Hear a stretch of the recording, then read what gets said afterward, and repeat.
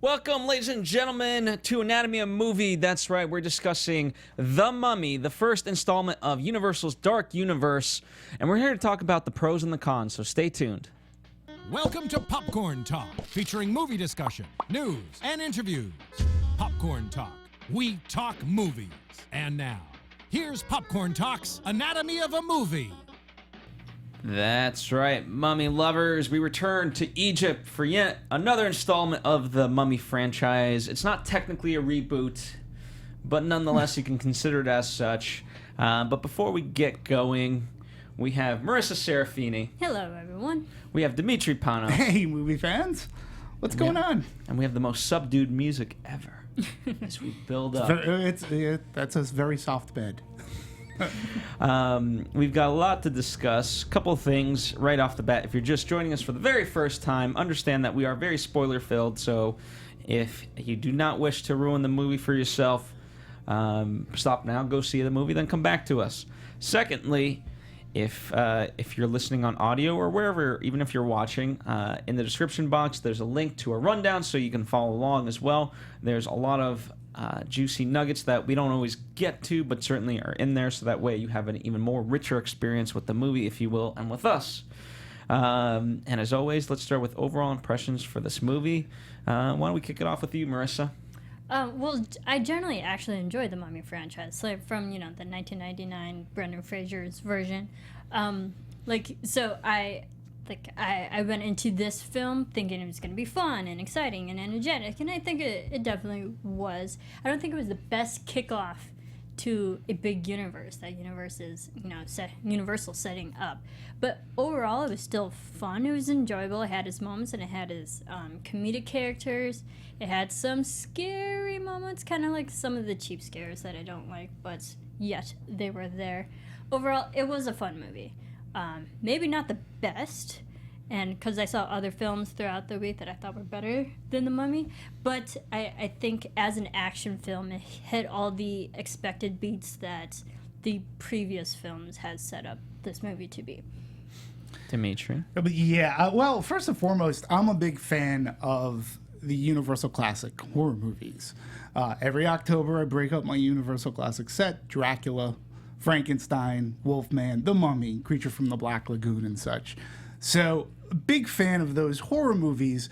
As far as The Mummy goes, I love that original film because it is it's a horror film, but it's entombed, let's say, and like a love story kind of thing. And Boris Karloff is fantastic, and I appreciate what I believe it was David Toohey who directed the Mummy reboot with Brendan Fraser. Those were at least fun movies. Actually, Stephen Sommers. Stephen Sommers, thank you. And those were fun movies. I think the first two, I think were really fun. So, with that said, coming over to here, this movie just didn't know what it wanted to be. And I understand this whole kickoff of the Dark Universe and that Universal wanting to cross-pollinate their classic monsters. And let's not forget that Universal kind of invented this with the classic monsters. There was the Wolfman versus Frankenstein and things like that. So they were doing this back in the 30s and the 40s. So, everybody's like saying this is because of, Marvel Universe. I'm sure that had influence. Like, we have the great library, but unfortunately for their kickoff, they came up with a movie that it just didn't know what it wanted to be. It was a mess all over. Is it an origin story of Prodigium? Is it an origin story of what Tom Cruise becomes at the end of this movie, like The Mummy? I honestly don't know. Is it a horror movie? Is it a thriller? It's all over the map. And I just think that it's a shame because of the talent involved. I mean, McQuarrie, who worked in Usual Suspects, and he's worked with Tom Cruise, Christopher McQuarrie. He's worked at Mission Impossible. He's done the Reacher movie. Over here, he's worked with David Koepp and John Spates and a couple of other writers. and they just didn't seem to focus in on anything in particular, which made it maddening for me. And then you had Kurtzman coming in, and this is his first really big budgeted feature. I know he was supposed to do Star Trek, this last Star Trek movie, opted out of that. He gets this movie, and where his set pieces are fine, I just didn't find that he was able to set up suspense for horror.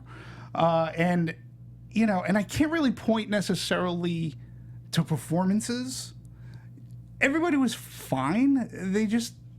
I think where there's no focus, the characters just don't know what they're in and what they're supposed to be doing.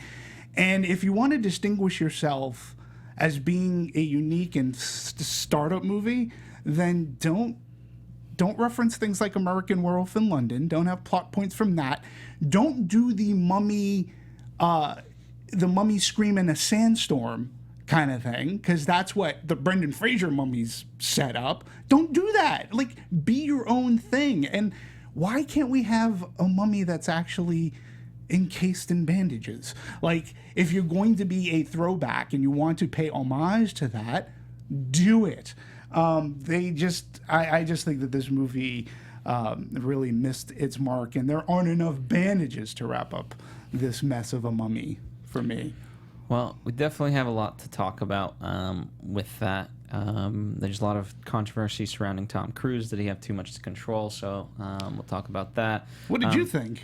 Well, my thought on it is, like Marisa, I enjoyed the first 3 mummies. I forget what everyone's real take on the third mummy is, but I actually didn't mind that one either. It was just fun, and where I thought that was the best role Brendan Fraser ever had. I don't think he fit in movies like Crash, and I don't think he was just too maybe I just didn't like George of the Jungle. It was too cartoonish for me, but I didn't like him in that role either. So The Mummy was a perfect mix of his humor, yet a combined seriousness to it all. And for me, The Mummy, what made it fun was there was the humor, and it was very much an ensemble. Mm-hmm. And this, in some ways, felt like a vehicle for Tom Cruise, and yet you couldn't really fully get behind him because I didn't understand him. They kept saying that he there's goodness in him somewhere. I didn't understand what the goodness really was. And whereas they had the love relationship that never really blossomed in the way that certainly Rachel Weisz and Brendan Fraser did, and so it just felt very surface level. We checked off a lot of boxes in terms of what makes an action movie, but I think we put too much into it, whereas the original was adventure and comedy mixed together. But you're saying that's the original. The original is the Boris Karloff. Well, that's okay. the original. And so I'm not going to argue that, but here's the thing. If you want to reboot it in such a way, then do it in that way. Regardless, this was.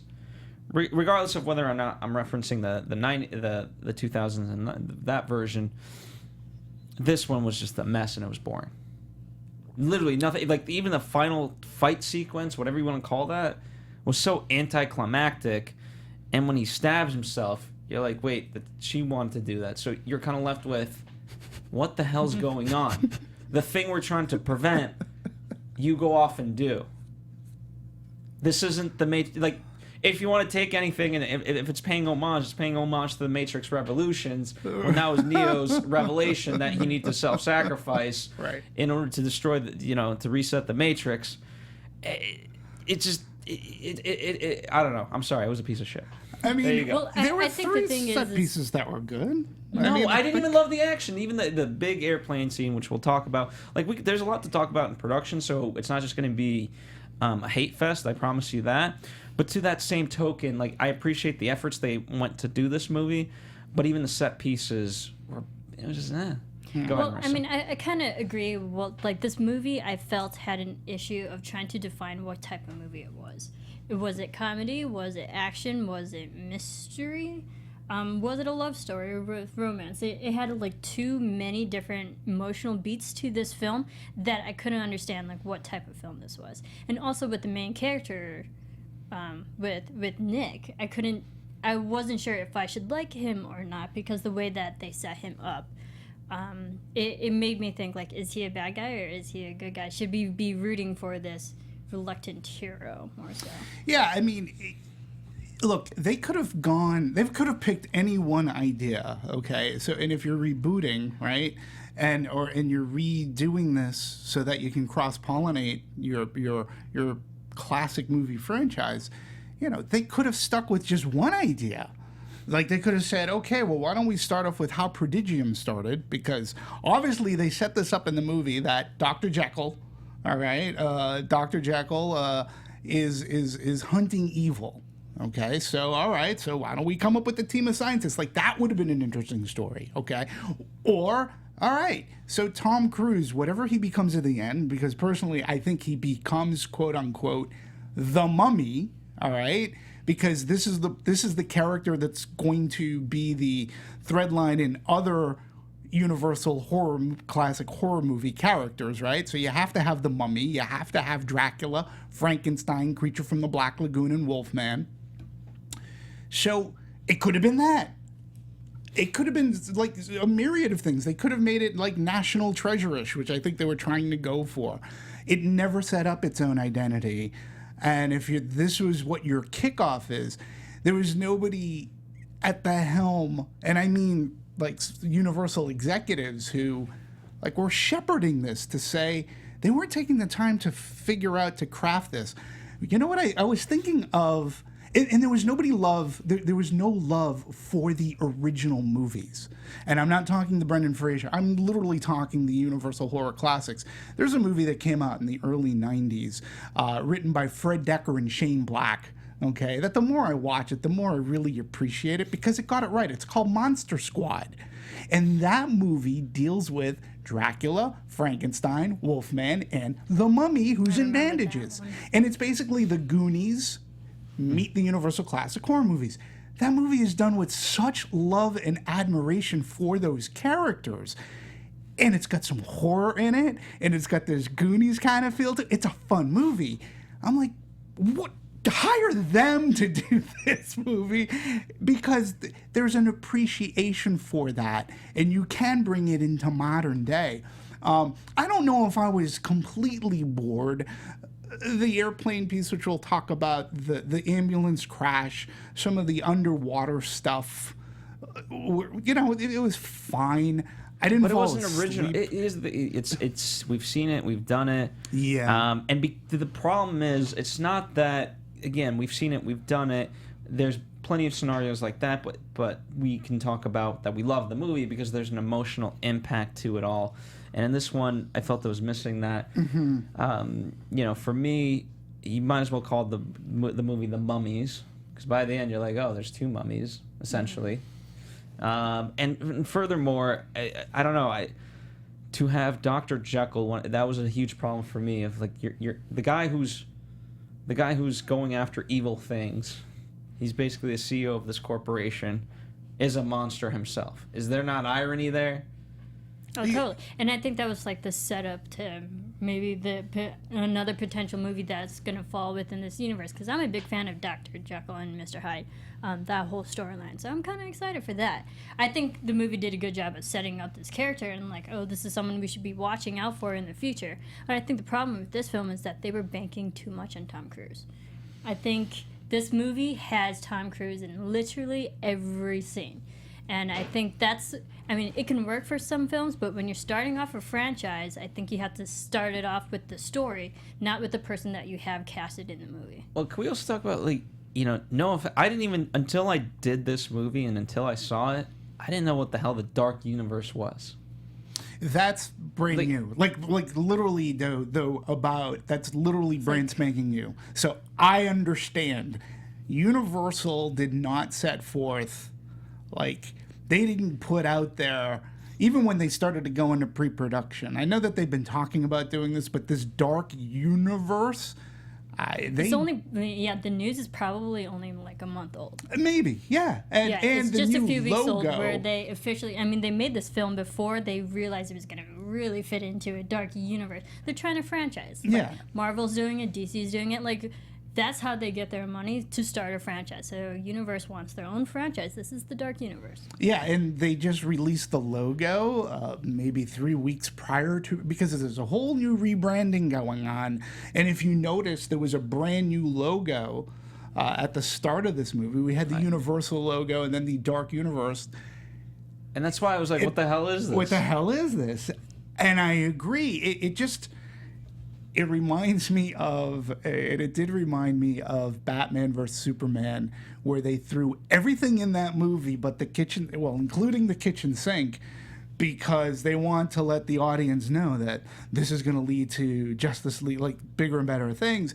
And this is almost the same thing in there. But there was no education. That's why with Prodigium, like you were saying, right there to me is that if you're going to do this, Prodigium is the group that's going to be seeking this evil out, okay? That's a good start-off place, I guess, if you're going to make a Justice League Avengers, except in a horror movie mashup kind of way. Prodigium's the bad, is, I get it. Okay, so, and if you look at Dr. Jekyll, to your point, the irony of it is that Dr. Jekyll is constantly battling Mr. Hyde, and he's trying to tamper that evil. So Dr. Jekyll knows what's out there. We should have had more of a history of that. Like if we focused on what Prodigium is doing and why, then you go from there. That sets up your story for the rest of them. So like then you can have Dracula. I mean, here's the everyone cites Marvel as that, but you could also do it where you do have a standalone Mummy, and then you go to like your Avengers is the Prodigium.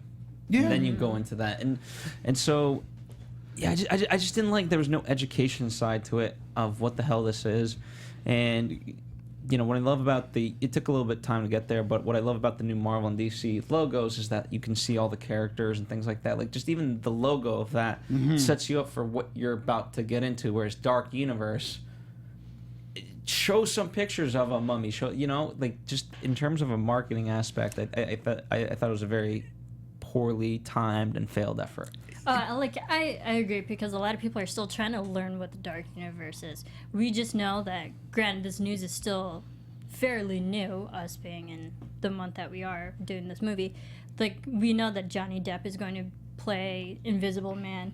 Russell Crowe is going to play, obviously, Dr. Jekyll for another film. And I want to say... Javier Bardem is Javier Bardem is also in, in talks to do another movie. So they have all these big-name cast members to do their own individual film, which will all fall into the Dark Universe. That's the only news that is released right now. Only the fact that they have big A-list men stars that are going to be their own film. And then Universal made another big misstep by photoshopping each of these actors in a picture that made them look like they were all together in this one lounge type setting, but they weren't all together. So you have a picture of Johnny Depp, Javier Bardem, Russell Crowe, Tom Cruise. I may be forgetting someone, but it got out that this was photoshopped together. So that picture itself is sort of like a lie. It's misleading. All these people are signed on to do these respective movies. Nobody wants to take the time anymore. Everybody feels like there's a big rush. Where Marvel, well, they took the time. I mean, they just took the time. By the time we got to Avengers, I've said this before, there had already been like 2 Iron Man movie. We had our Captain America. They don't want to take the time. They want to throw everything at you and say, this is what we're doing. And that tends to be a problem.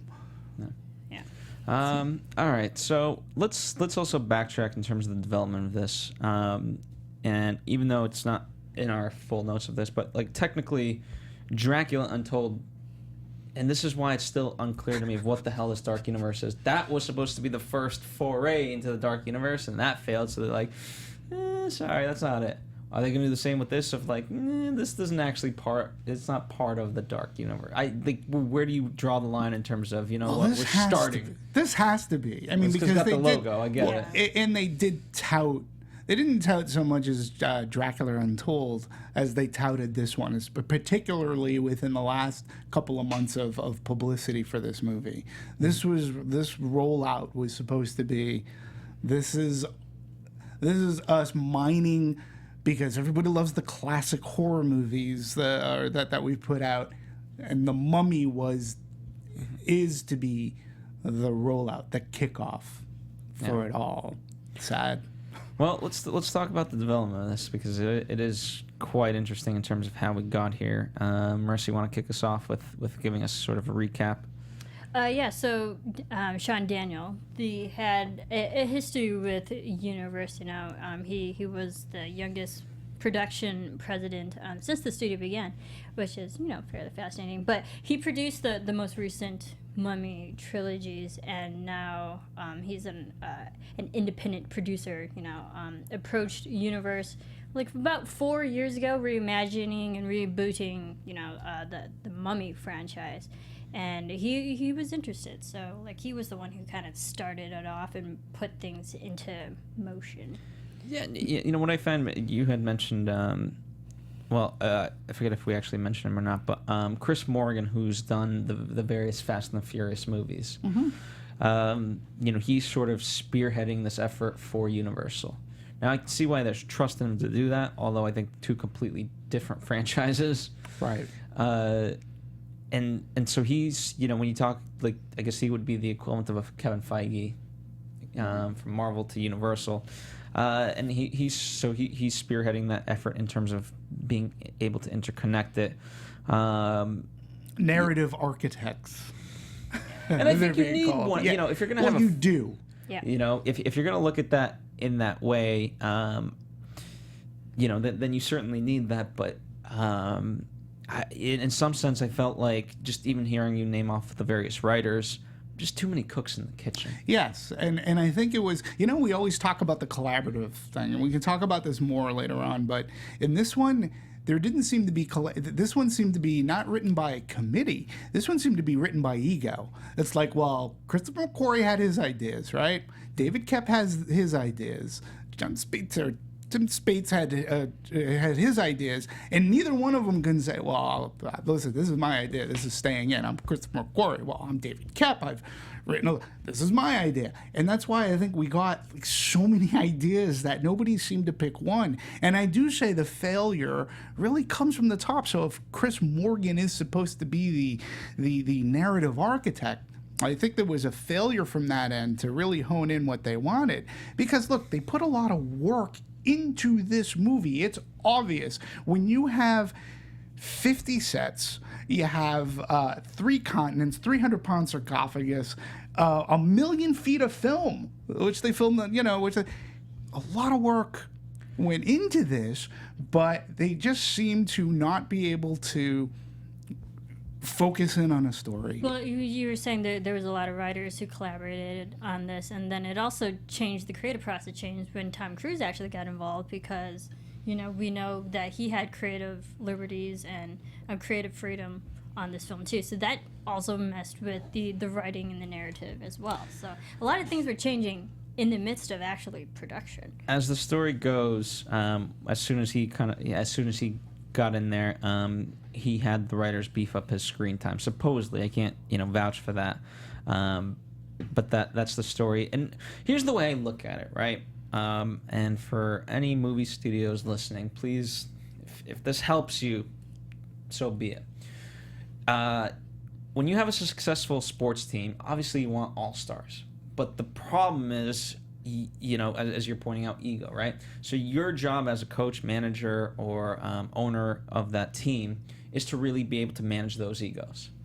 So that way you go on, everyone gets on the same page and they look forward to the end result. Well, in the case of sports, it's winning the championship, right?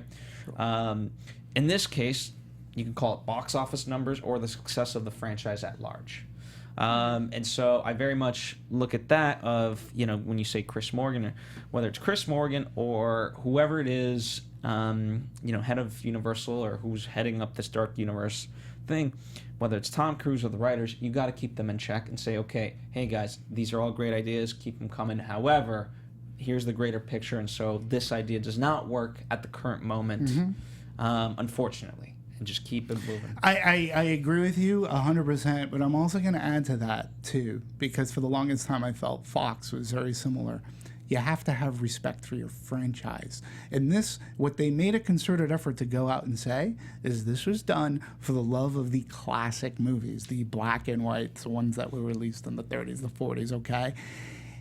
And I mentioned Fox because they had a huge problem with like their Die Hard franchise, which just got worse and worse and worse. And it was as if they had people, in Universal now too, who never watched a Die Hard movie in their lives, making Die Hard movies and putting them in places where they have creative decisions, okay?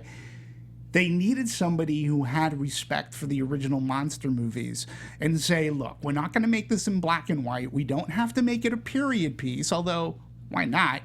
But we want to pay great homage to that, and we want to harken back to that time. That way, it could have been horrific. You could have still maintained PG-13, and it would have been a great kickoff for this. But you need respect for the characters that you're doing these movies for, or you're going to make this new batch of movies for. And when you lose sight of that, then you lose sight of, you can't handle the ego. You don't have, because you don't have a vision. There's nobody who has a vision as to how this really should cross over and interconnect. You need that mapped out. You sort of kind of do. Even though you haven't filmed those movies, you need some idea. And this didn't look as if they had that idea. Once you get that, then you can temper, because now you have, look at Kevin Feige, right? How many people has he fired or let go? In the creative process, right? To your point, that's what you need. You need somebody who's strong that says, look, this is how this will work. And we'll make it work, but you gotta come out swinging, obviously. But when you don't have that, and that goes from the top, that's above and beyond Tom Cruise. Okay. Well, I put Tom Cruise in one of the people. You got to manage him. He's your actor for the movie, regardless of what he brings creatively. He's still a hired gun.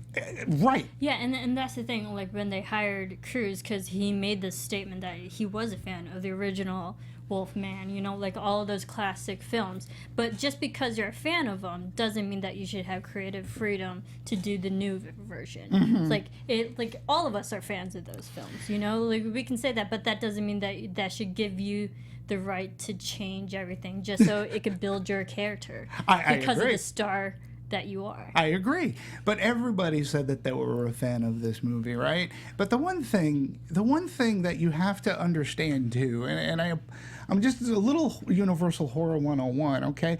At the time at which these movies came out, I believe Dracula may have been the first horror talkie, okay? I mean, we had silent versions of Nosferatu and Phantom of the Opera. When these movies came out, okay, they truly were horror movies. They scared the pants off of those audiences. People were fainting in the theaters. People were running out, maddened and in shock and in terror. In fact, at the beginning of, I believe it's Frankenstein, a person comes out on the stage and says, "What you are about to see is going to be very," it was almost like a pre-warning, and said, "Don't say I didn't warn you." Frankenstein really scared people a lot. And I get it. Time goes on. They don't have the impact they did back then, but they're still, when you look at them stylistically, they're beautiful, and they are, in a sense, scary. So if you're going to go back to that, and you're going to cross-pollinate, then look back to what made those scary. Why are these movie monsters so popular? Because they had impact on movies and cinematic history, right? So you got to do that. You got to pay attention to your core. And then that way, I don't mind a PG-13 horror movie. I understand you want to franchise out. You want to get everybody involved. That's what was so smart about the Brendan Fraser Mummy movies. Is because they at least Stephen Sommer and crew, they had an affinity for it. And they said, okay, we're going to make it a little bit horror, but we're going to make good action. And it's sort of kind of a B movie. We're going to Brendan Fraser's sort of like Indiana Jones-ish in a sense. So that's where it was smart and fun. You don't need to go smart and fun with this, but you did need a hell of a lot more focus. Well, I want to talk about the Mummy specifically, and when I say the Mummy, I mean the Ahmanet, the female. Okay. Yeah. Emotep. Yeah. That's the original. Ahmanet. Ahmanet. Because when you talk about scary and horror of that nature, believe it or not, I felt she was highly underutilized. She wasn't, and to me, part of it was her mannerisms were basically from The Ring.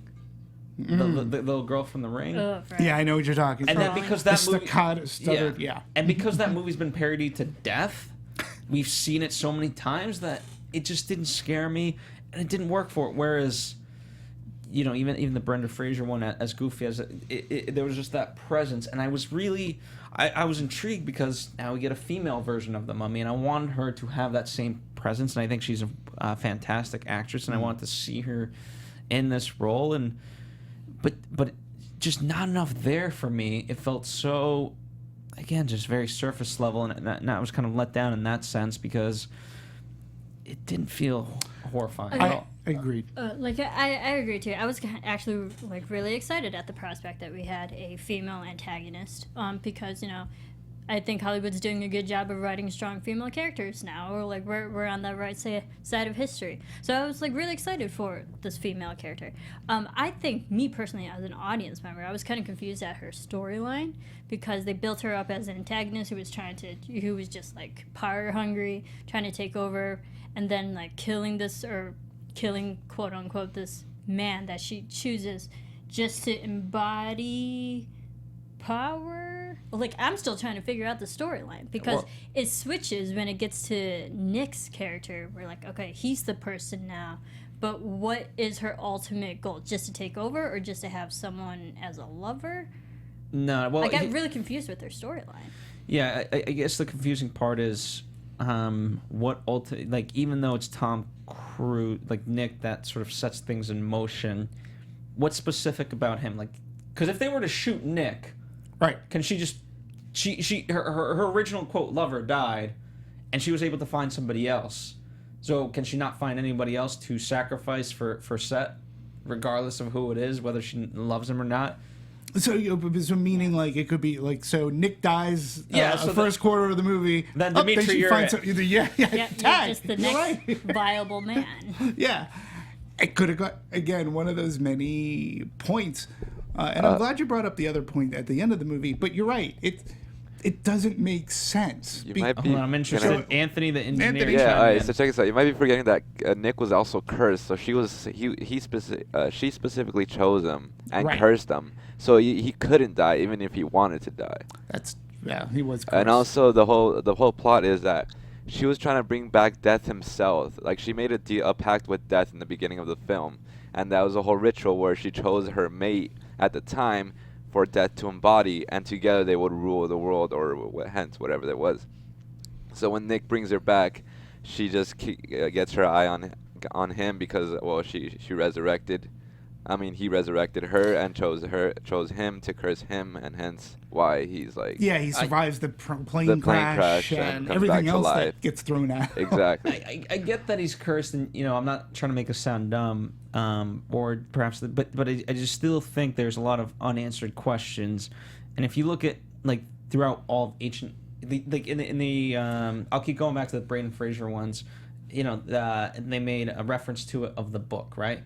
Mm-hmm. There's got to be something in this curse book to break this curse, besides cursing yourself further by being death and being the embodiment of death. Right. Yeah, but that's exactly what I'm saying. The fact that we were still talking about it, they didn't properly set up the story for us to understand what the hell she's doing. Mm-hmm. What's her motivation? I was I get she's after Nick. He's cursed. Yeah, that I understood. But he's going to be the embodiment of death. To rule the world and be powerful, because the way they set her up is she was just the one who wanted to take over and not have someone by her side. Well, that's the trade-off she has to give, so I get that. There was a lot of plot holes with her story that I didn't understand her character. Yeah, she was gonna.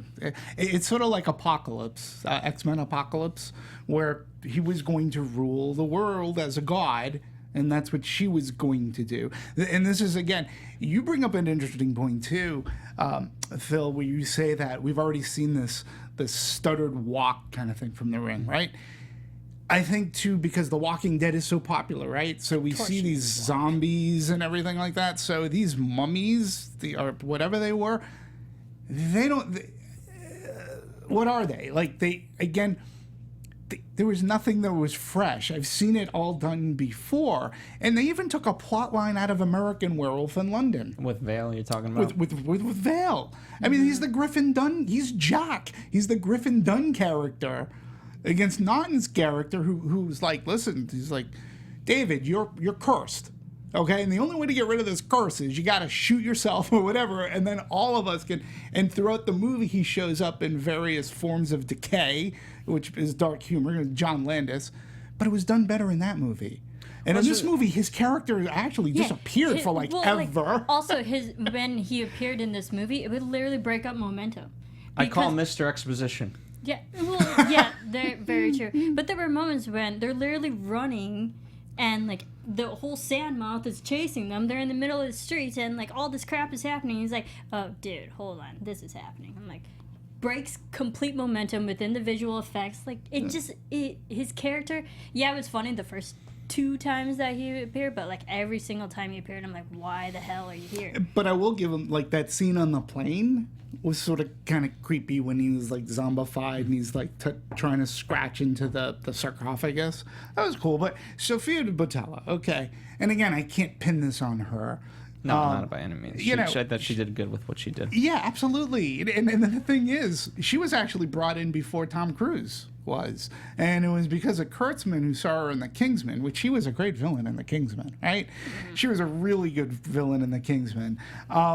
And she's also going to be in Atomic Blonde, which she looks really good. I mean, she's hot right now. I mean...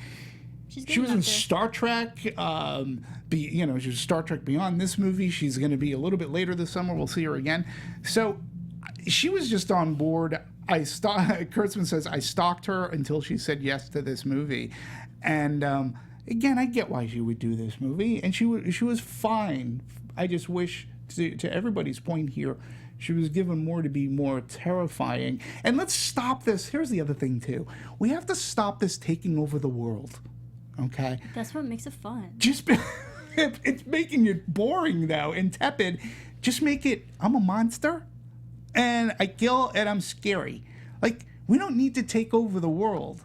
Like, so what's going to happen with the Wolfman? He too is going to want to take over the world? Like, the universe.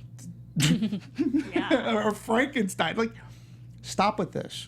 The Universal monsters didn't want to take over the world. They had their own stories. And then when you get Frankenstein fighting the Wolfman, that's awesome, even though it's not the best movie, but it's cheesy fun.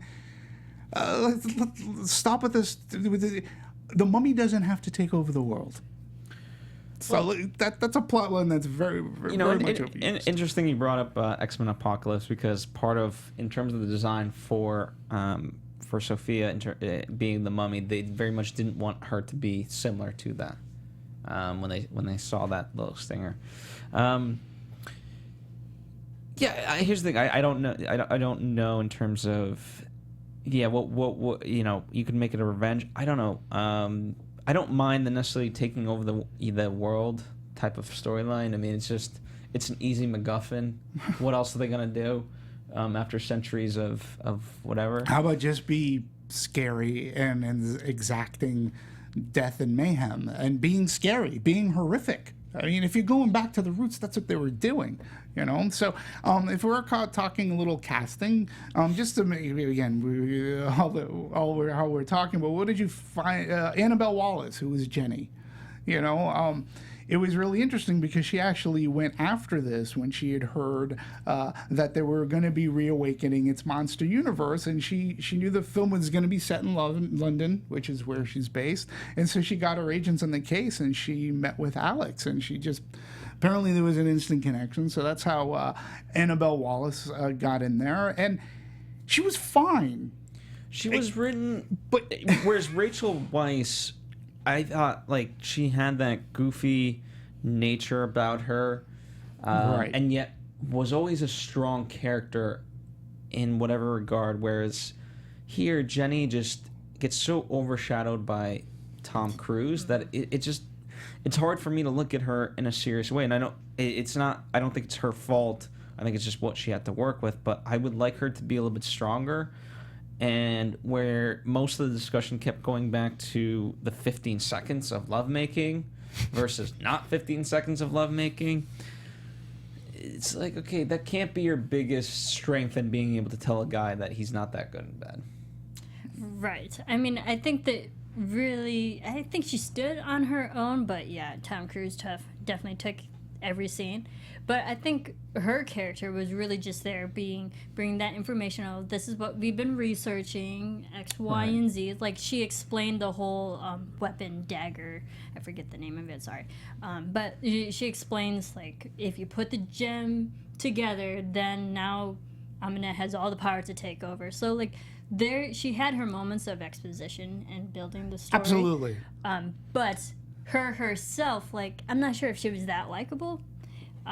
She was all right to watch, but she wasn't as memorable as what Rachel Weisz is with Evie, because Evie stood on her own. She had her comedic moments, and even we saw the progression of Evie without the other. Granted, this is only the first quote-unquote mummy in this franchise, but Evie in the second film, like, her character grew. Like, there was character growth. She became independent. She became strong. She was fighting, and I don't think Jenny in this character could do that. Like, I don't see a lot of character growth with this person. Yeah, well, again, I think to your point, she's obviously a soldier of prodigium.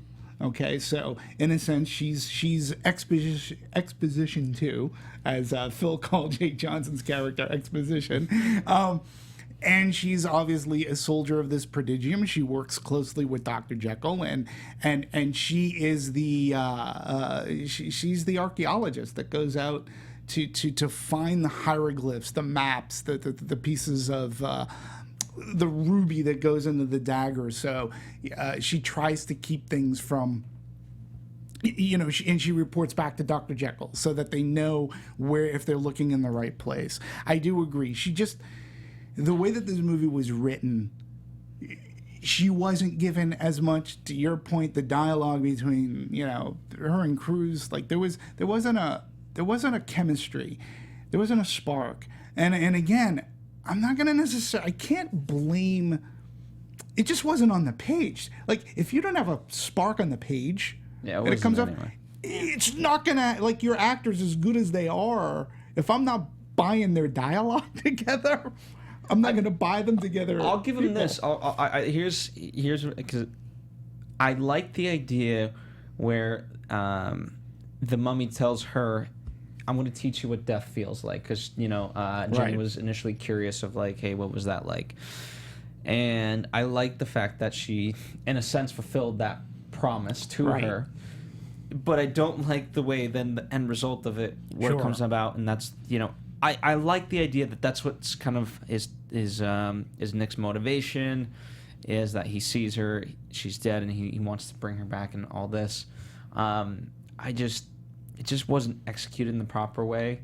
Now, mind you, I'm glad in terms of an action set piece that this, no offense to Wonder Woman, I didn't love the end action set piece, and so I'm glad the Mummy Nick action set piece towards the end wasn't that. Mm-hmm. I gotcha.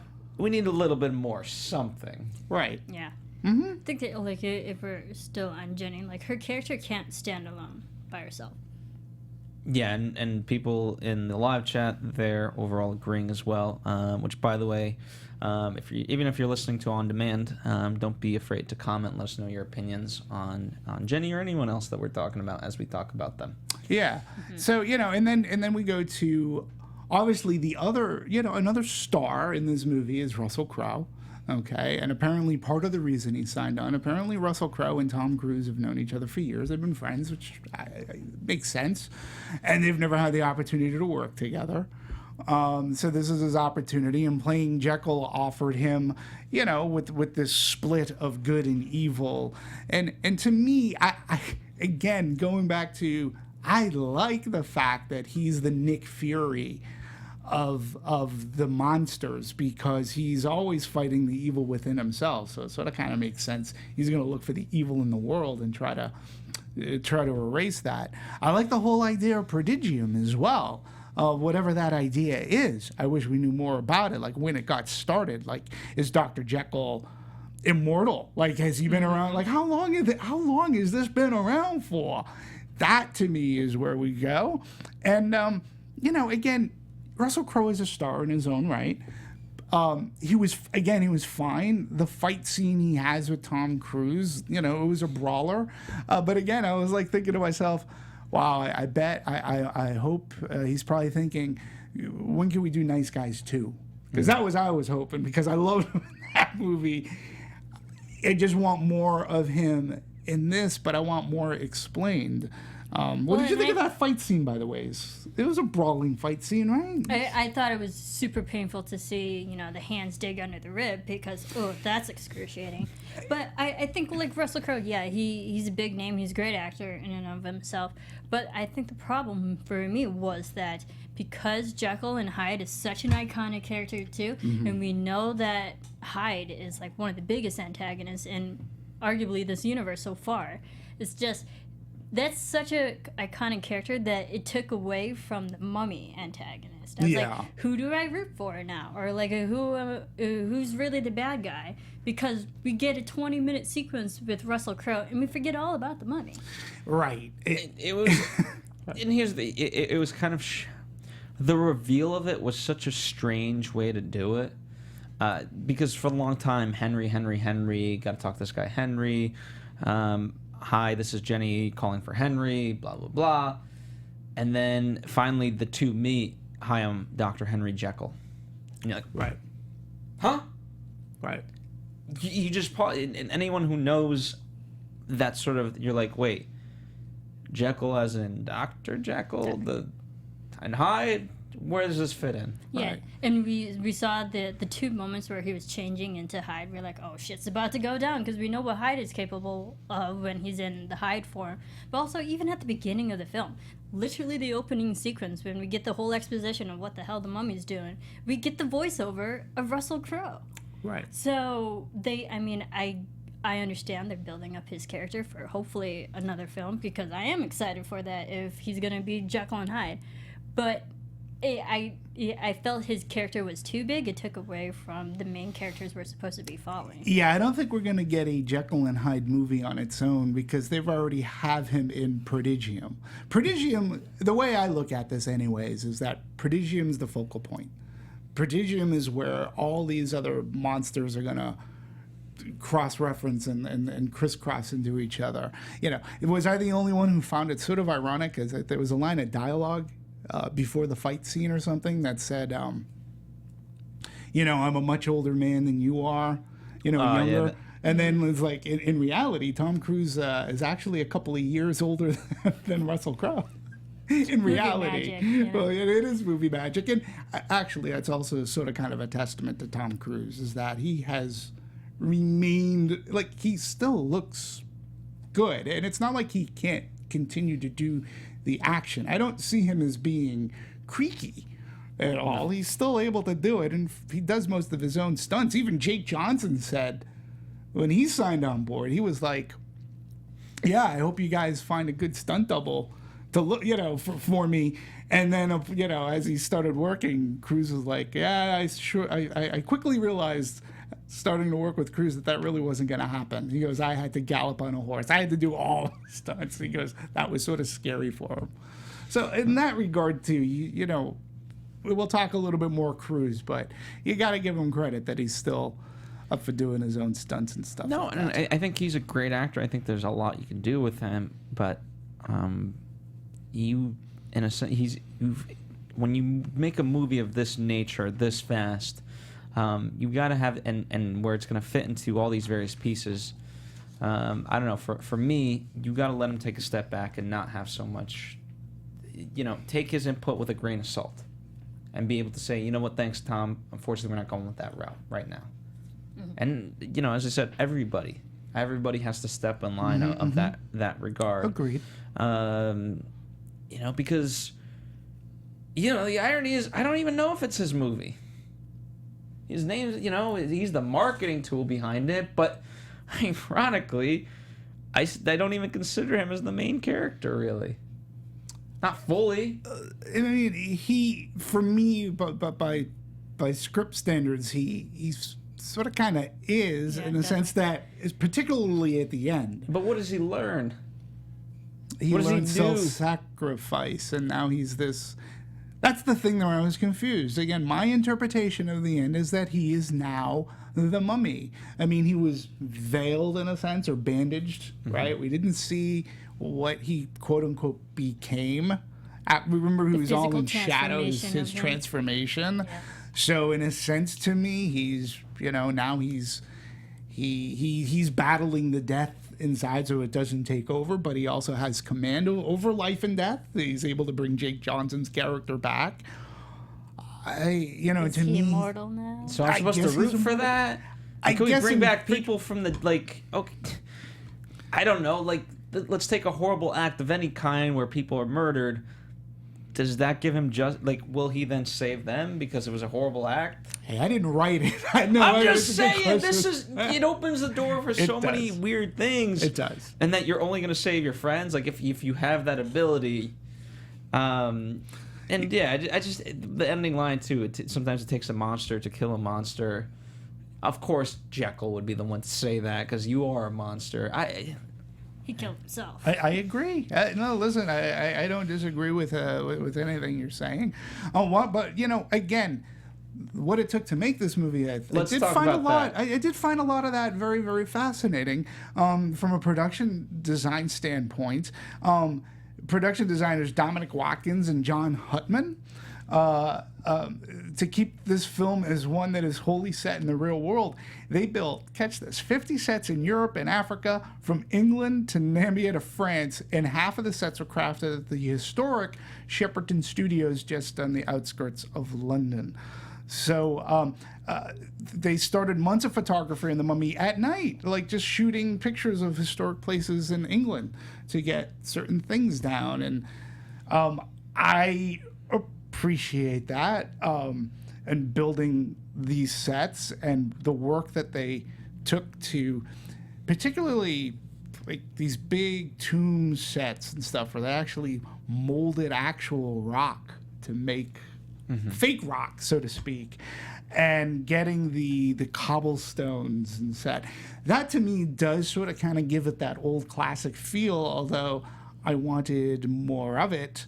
But yeah, I think that stuff like that, like Shepperton Studio stages with more than 150 craft persons, their art, props, and set decorations department equal the small city on the studio lot. I mean, so they spent a lot of money in there. The stuff looked decent. It did. It just, I'm amazed by the efforts that were put into this, and we'll continue talking about it more and more. But in the service of not a lot. That's the hard part, is that I would love to see all this type of effort be put into something just a little bit stronger. Right. And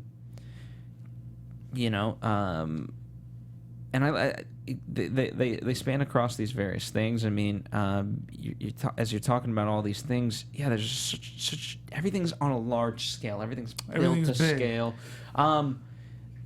And so that's why, in a way, we whenever people talk about this stuff, we've done various anatomies.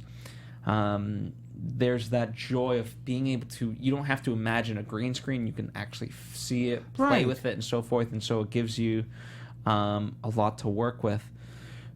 But at the end of the day, it's got to be on the page in order for you to even go that route. I agree. And that's why, I don't know, despite the grandness of these sets, it still felt so limiting in terms of the characters.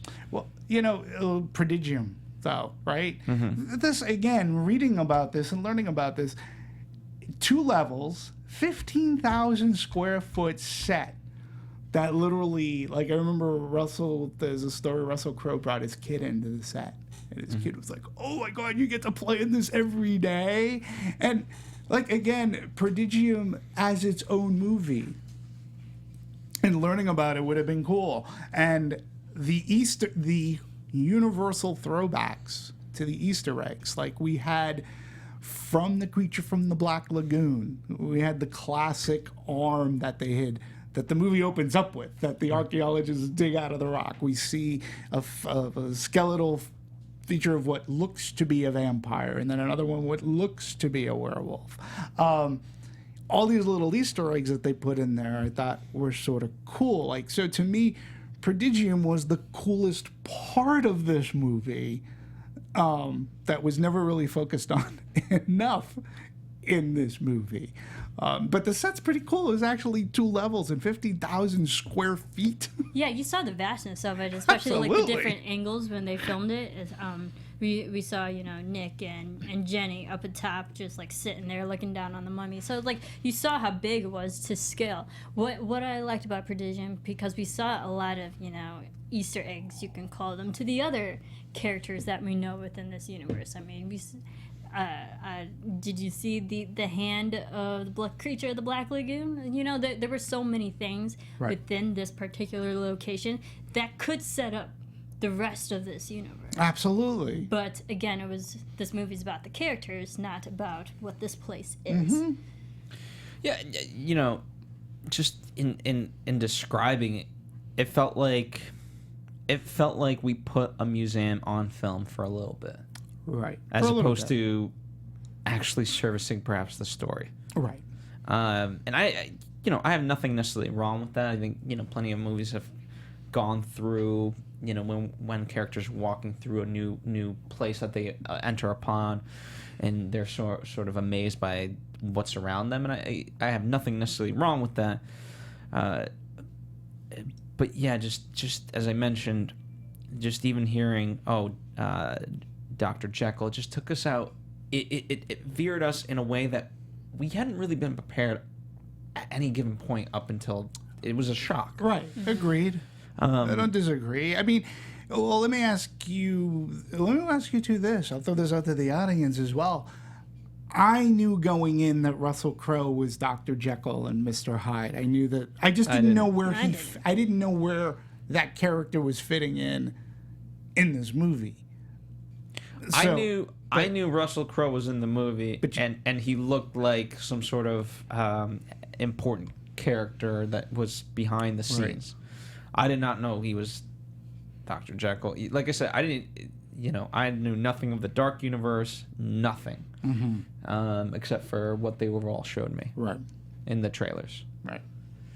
And so I didn't know that he was Jekyll, but I know the story of Jekyll and Hyde. I've read it a few times actually. So now knowing that, like the way that they introduced his character, my mind was like, oh crap, is he the antagonist now? Is the mummy like no one we should really be worried about?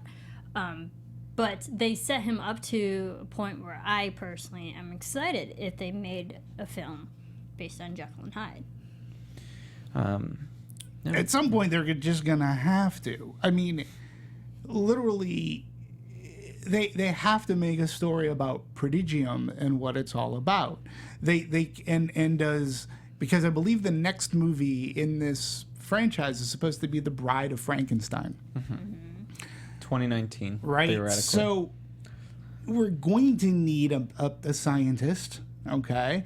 And he's going to need a lab in which to do this. Is that going to be in Prodigium, or is that going to... Again, there's so many unanswered questions that what is Prodigium? So I don't know. It's like... Again, it's one of the misfires of the movie. Let me ask you this. What did you think of... Because I actually thought this looked sort of kind of cool. The Mercury Tomb. This is where Ahmanet's sarcophagus, where they go down. I like that pulley system. That was cool. The pulley system was that's some cool. good engineering. I thought that was a new concept that I haven't really saw in all the other films, like the use of mercury to keep the body down. I thought that was smart. Yeah. Visually, it looked cool, and I liked how that was kind of a through line for the end, and especially when they're in the Prodigium and they're like literally physically infusing her with mercury. I was like, that's cool. Yeah. Visually, it looked awesome because I haven't seen that in a film yet. Yeah, 8 weeks. 8 weeks it took to build that sarcophagus set where they were going to take out the mummy, and believe the backside of it is wooded framework. Carpenters and plasterers made the stones. Then the painters used many shades of grays, some matte and others shiny. They made, like I said before, they made molds of real rock quarry faces, and we didn't try to sculpt them. They simply looked fantastic. A lot of the CG was used for the Mercury, but it gave a good look. It Again, did. I in absolutely any loved other it. movie, you go, oh, this is really cool. I mean, it's cool on its own like that, but it just happens to be in this movie. Had you done it right, you're going, well, this is showing me something different and cool. Yeah, Right? because I'd never heard of that. To Marissa's point, Mercury sort of being what keeps the evil in. Mm-hmm. So I very much like that. And going back to just really quickly going back to an earlier notion, you would think that with two characters in this movie, two main characters from the Prodigium, that we would have a little bit more information. Especially Jenny, you would think would be able to explain to Tom from a much simpler way what the hell's going on. But. Yeah. But I think that's Nevertheless, we also their. digress. I think they're also purposely holding back information to keep us watching the next few movies that they're planning on releasing. You got to make us watch this movie You, first. you Yeah. do, and that's the problem. Any one of those stories that I had mentioned before could have made a good movie. But if you are planning on this, you have to have your base. And to me, they're setting Prodigium up to be this secret society of people who are hunting monsters. And what monsters are we hunting? We're hunting the Universal Classic monsters. And somehow they're going to come across each other, maybe fight each other, do this, do that. We got to keep them at They bay. even know each other. Right. So, again, monsters exist. And this is what I'm saying. Monsters exist in this world. There's a group that knows that monsters exist in this world. And we got to hunt them out to make sure that they don't do any harm to the good people of the world. They don't necessarily have to take over the world. They're evil. And that's why I go back to the Monster Squad. The Monster Squad and this amulet, it had this great feel to it. You had kids who were Prodigium, but you had the kids who were Stephen King fans. And this is what I like about that movie so much. They were battling the actual, like the mummy was wrapped up in bandages and gauze, and the Wolfman would come out of the full moon. You had a really evil Dracula, and you had a semi-sympathetic or a very sympathetic Frankenstein's monster. And you want to know the kicker of it all? Universal, when they caught wind of what Fred Decker and Shane Black were doing, they said, you can't call him the creature from the Black Lagoon. These are licensed properties. Dracula they can use because it's like Bram Stoker's stuff. Yeah. They had to call them something else in Monster Squad. And it was pretty much Universal who would kibosh any semblance of a sequel. Because they tried to go to Universal. And I'm like, guys, I would rethink your strategy and hire Fred Decker and Shane Black. But I think to write something that's in your universe, you do it great. Well, I think like what Monster Squad did well. Also, another film that I'll bring up, League of Extraordinary Gentlemen. A lot of people like overlook that film, but I didn't overlook it. It's just not very good. Well, no. Let me make my point. Like those movies did a good job of infusing all these iconic characters together and making them work together to a narrative that made sense, a cohesive sense. This one didn't, because all these characters came in together like, how are they related? How do they know each other? Like those movies did a good job of executing this person's tied to another person, X, Y, and Z. Heck, even throw Van Helsing in there. That's also, Universal. That was Dracula, Frankenstein, and the Wolfman put together. But they all made sense within the storyline. Like this one, again, the Mummy, they need to work on how they're all connected. I'm glad you mentioned Van Helsing because, again, it wasn't one of my favorite movies, but it was better than this. It was more entertaining than this. Not a great movie. And, for League of Extraordinary Gentlemen, that was based off of a comic book, too. So they had a framework, right? And I know that they tried. They made the Benicio del Toro Wolfman movie, which is a very mixed bag. They tried again with Dracula Untold. It's just like, again, they don't have anybody who respects these monsters to give them their due, because they are. I don't mind if you bring them back. They're classic creatures, right? There was supposed to have been, like, in the works, like forever, Creature from the Black Lagoon, right? You could do it, but just do it wisely and smart. And to Marisa, your point, yes, there was a great cohesiveness, how they interconnected and whatever. They're not showing me how this interconnectivity is going to work exactly. And even Van Helsing did it better than this movie. And wasn't that Stephen Sommers too? That was Stephen Sommers. Because again, he has an affection for these characters. Like, but he also knows how to put different characters together for one cohesive narrative. Right. Let me guys ask in terms of, because this leads into, we'll talk about the other action set pieces, specifically the airplane scene, because we've been teasing that for a long time at this point. But part of it, I've mentioned that the final set piece to me wasn't as grand, and as we're talking about it, one of the things that where there's all these elements, the fact that it becomes a one-on-one fight between Nick and her is a missed opportunity, because in the other in just kind of most movies, if you have multiple characters, each of the characters is off doing something else, trying to, quote, help this, especially when the outcome is save the world. You might want to put a little bit of effort into it. I get that Jenny's dead. Fine for Jenny. Sucks for Jenny. Sucks She's for dead. Jenny. Yeah. She'll be alive. I promise you that. Right. Yeah. But nonetheless, it just felt like that was a very much a missed opportunity, where that's why the action set piece felt so cheap, because it's so isolated from the rest of it that we could have multiple action sequences going on at the exact same time. I get it, we only have one villain, but something to, she had minions, she had all these things that we could have figured out a way to work into. And so now all we're, no offense, all we're really left with is this big plane sequence that everyone keeps talking about. My issue with it is, I think the one in Mission Impossible by far outweighs what it was. I get it took a lot to do this. It took 64 times going up to really shoot it in the proper way. However, I still look at the Mission Impossible. Was it Mission Impossible 5? Yeah, it was the most recent one. Yeah, that to where me he's was on the wing of the plane. It was a far better sequence. Listen, I don't disagree with you. I agree. This sequence was.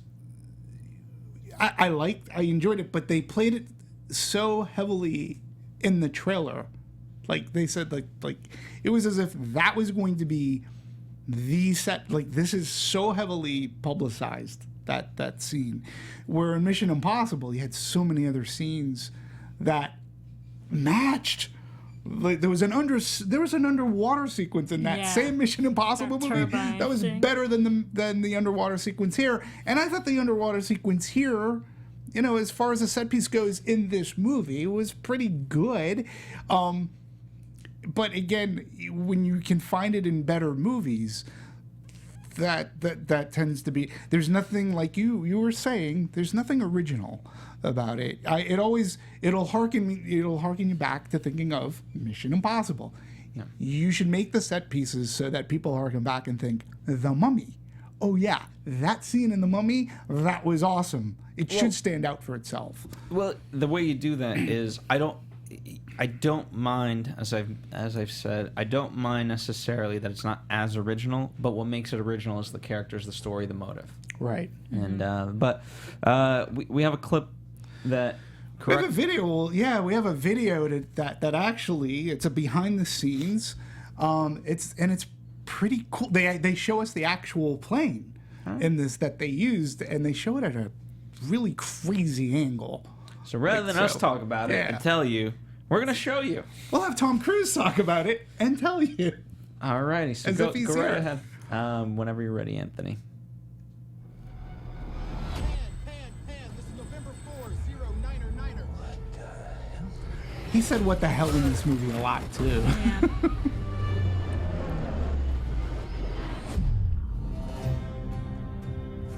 I'm always thinking of All right. What's a tri-cat?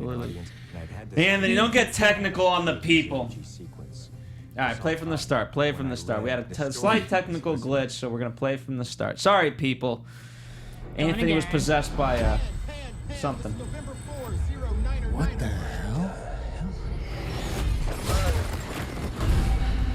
So right now they're just showing portions of the actual movie to introduce it, and now we're gonna get behind the scenes. I'm always thinking of different ways to entertain an audience, and I'd had this idea of creating a zero-G sequence for some time. When I read the story, I said, listen, I think this is the way to approach this. Tom said, yeah, we're gonna do it for real. We're gonna get on a real plane and we're gonna crash it. And I thought, this is just never gonna happen. To really create something that is visceral and terrifying for an audience. That was really the goal. So we see the various planes. And this is the There's a real physical Vomit challenge comment. in doing zero-G. It was really developed for the Apollo missions. Some people cannot handle that kind of pressure on the body. We inject the aircraft into an orbit. You are in free fall, you are weightless. whose signs on? a real set. I'm sure Jenny was inside like, a real "Excuse me?" plane That's actually really going to go 25,000 foot up and go zero gravity. We had 40 film crew and flight crew aboard that aircraft every flight. These guys know what they're doing. We were all you feeling would hope. should. going into it, which is exciting. Let's do this. I'm just Alright, gonna so take that- you, parachute, try to get over here. Boom. He's setting everything up. You can't beat the reality of what we've got here. Who knows what's gonna happen on these tanks? Hope your insurance is paid out. I'm trying to get a parachute on Annabelle. You can do this. You can do this. Zero G is exhausting. We had 64 cycles of zero G, and within each cycle is 22 seconds to get this entire sequence. It's a dance.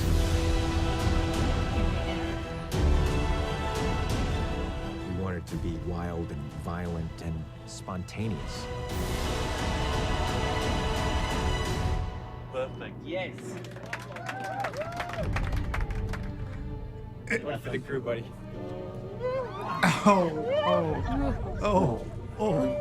So My stomach is like a butterflies. They looked like they were having fun though. I will give them that credit where they were somersaulting. Afterwards, Like- looking at Alex experience the footage, that was very satisfying. Oh my God. Oh my God, that's so good. For an audience, it's going to be something you can't get any other way. This is what I love most about movies, to entertain that audience and to see that they're scared shitless. Oh man. Gotcha. so they That was okay. So, and again, I will say, like, especially when they're somersaulting, I was hard pressed to go, wow, they're being that not wire suspended. You know, and I guess I think earlier you said, is he good? Is he bad? Like, his one good trait is that he at least gave her the parachute. But then later he that's the negates definition of Yeah, a man. he says, but I thought later, there were more. Yeah, he like negates that because it shows that he really wasn't a good person. Okay, yeah. So one of the other examples, since you bring that up, when they're leaving the site, and she's like, "You were gonna leave me," and he acknowledges nothing. Right. You were gonna leave me. All right, let's go. Let's go. Yeah, exactly. Like he's a very selfish man. Yeah. And like I think for just a character trait, that's not likable. As Yeah. you don't want that in your hero, quote unquote, protagonist. Right. You know? But just watching that zero G sequence shows that like how much Tom Cruise really wanted the scene, because even the director didn't want it, but shows how much creative power that Tom Cruise has to say, we're going to do this very expensive, very high production value scene. And he was the one who came up with the idea. And I don't fault him for that. I don't fault him for like wanting to do that and entertain the audience. And again, I think there's even more that goes into this thing too, because believe it or not, they actually built an actual plane set too. It was 20-ton steel frame cargo plane set was constructed and mounted onto a hydraulic base so that they can film not in 3G, but at least get the rocking going back and forth. The cargo plane set was built from the ground up, and special effects began working on the plane build for 16 weeks. And then and they had it on their own like gimbal, and they said the first 20 feet of the plane matches the actual C-130, which I think is pretty cool. And then so that more effects and movement were possible. The plane's set interior is made slightly bigger than a real plane that size.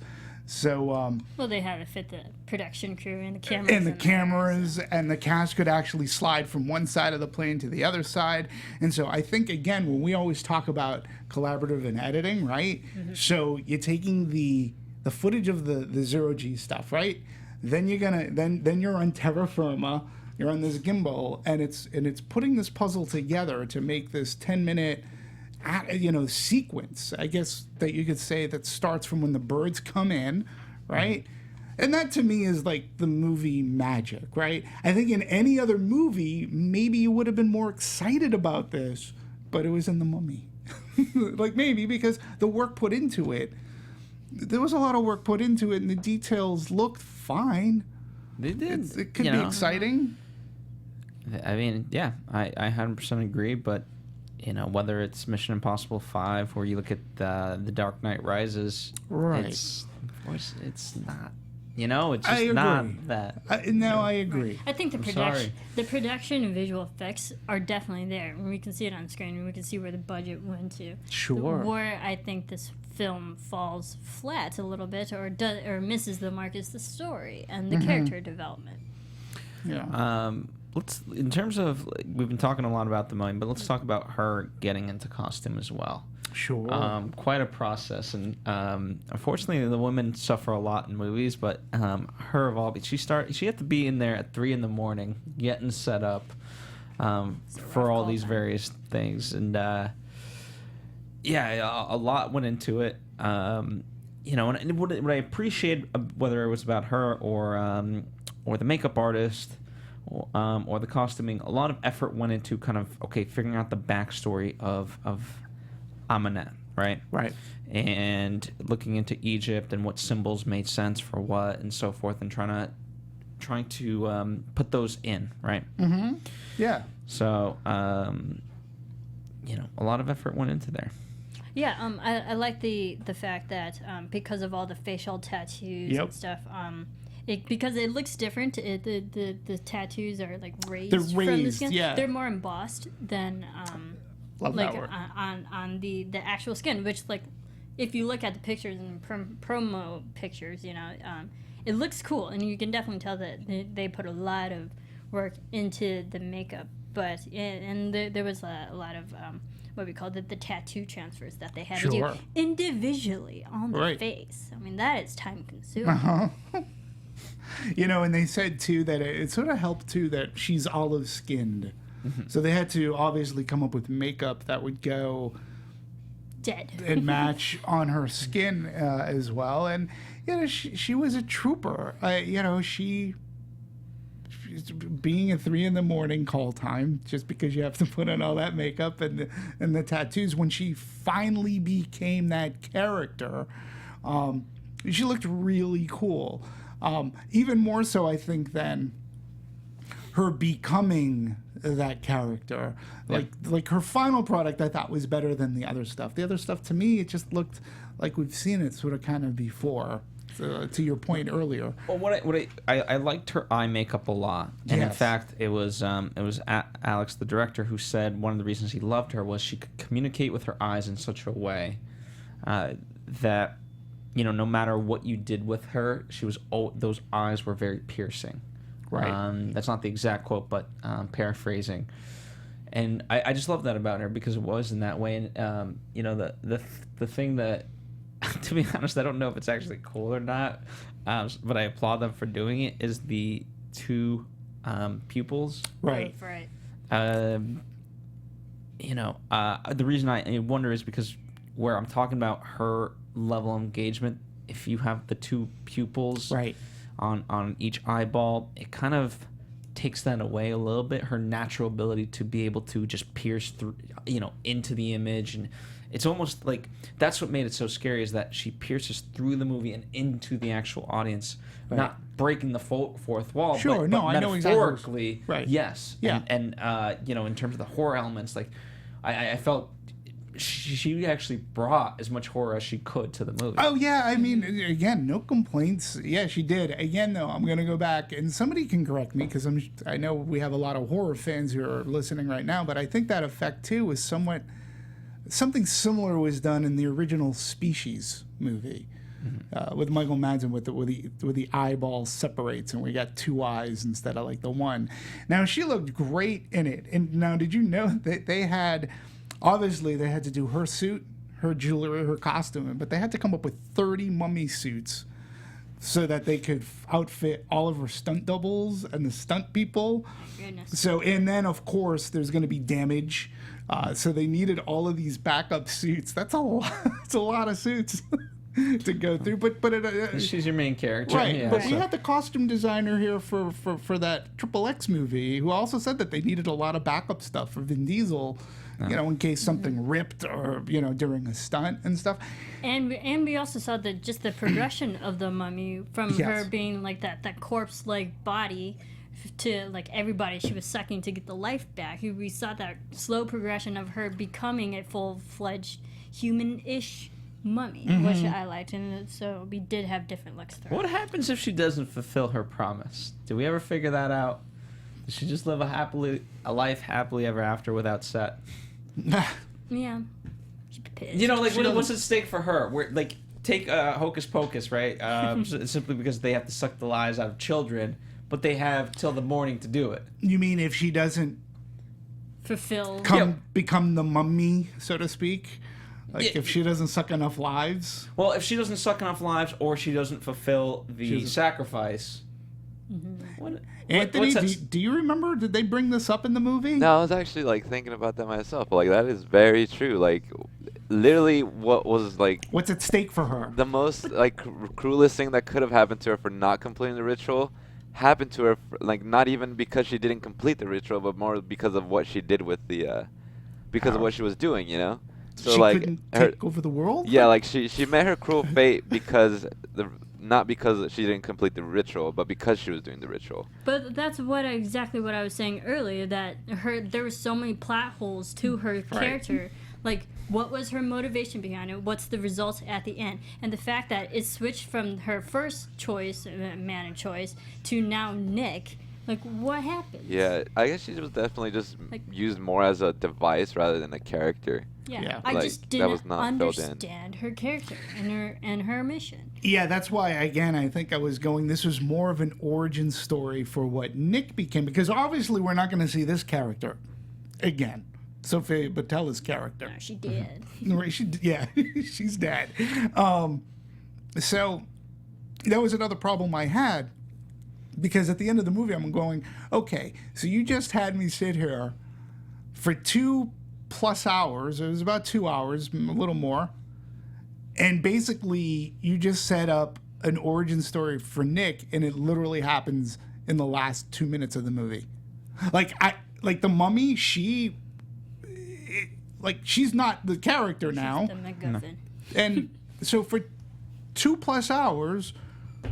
Oh, he's the character we're going to be following. Okay, that makes sense. But I will give Sofia Boutella credit because she was able to bring her dance skills to the role. I mean, that's what she studied in dance, and then hence the staccato way of her walking. And, she was able to stretch out and do a little more.